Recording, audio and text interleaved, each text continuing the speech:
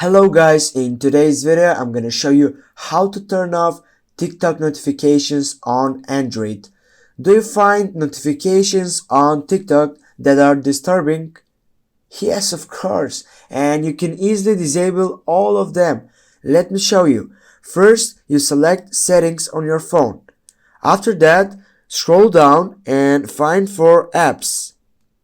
Then you need to choose the second selection, manage apps.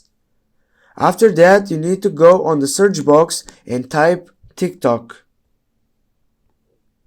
Now you should scroll down again and go on notifications. As you can see now, the turn tab is turned on. You need to go and turn it off. Now guys, as you can see, we have turned off TikTok notifications on Android. Thank you so much guys. Thanks for watching. Make sure that you hit that like and share the video, and see you soon guys.